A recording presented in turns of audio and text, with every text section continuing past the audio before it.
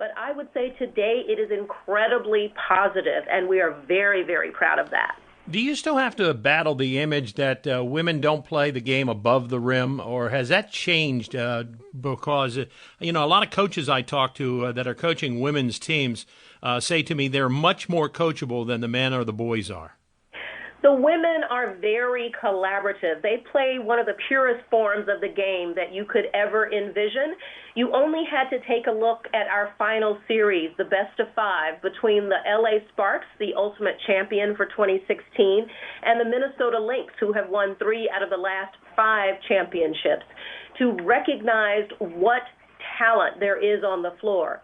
So for the uninitiated or the ill-advised or the misinformed, they might have that perspective, but I would submit that they have not had an opportunity or perhaps taken the opportunity to go to one of the arenas in one of our 12 markets and actually experience the game.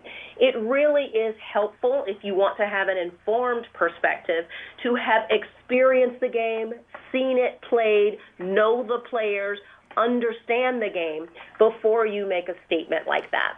Lisa, you made a comment one time about the 4 metrics of women's basketball, the areas of attendance, TV ratings, sponsorship, and also merchandise sales. Where are you in the development of all 4 of those metrics? That's a terrific question. It harkens back to what I said earlier about this fundamentally being a business. You must manage and mark your progress every step of the way. Those are the 4 areas that we look at primarily.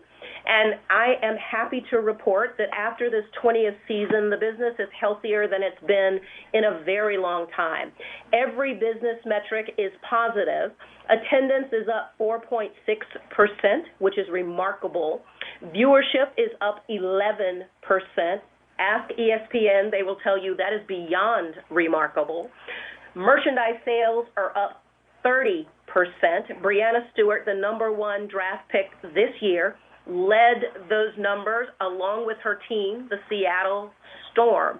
So when you look at our metrics, attendance, viewership, sponsorship, merchandise sales, sponsorship is also up. We recognize that there is tremendous demand for the product that we have on the floor, and the fans are rewarding us by attending, viewing, sponsors are engaged, and people are wearing our merchandise. There's no better metric or no better measure by which you can determine if, in fact, this business and this industry is successful. Tell me a little bit about the roots of your passion for basketball. So I cut my teeth on the men's program at Duke University as an undergraduate, and that was a long time ago, my friend. I finished in the class of 79. So I'm an old dog here, but I really fell in love with the game, watching it evolve at Duke. It was not the dynasty that it is today. In fact, Coach K wasn't there when I was there. Coach Bill Foster was there, and he started that dynasty in 1977. So watching that game is where I learned the fundamentals, not just the rules, but how to play the game and play it effectively. Our arch rival at Duke was the University of North Carolina, and at that time, Dean Smith was the coach there, and they played the 4 corners, and quite frankly, it was not nearly as successful. We know that was an offense that slowed down the game incredibly, and the rules don't allow that type of offense today. But that is where I actually learned the game and learned to appreciate the game. We only have about 2 minutes left, but what is it that really raises the hackles on you? I mean, that upsets you the most about the perception of women's sports and women's basketball?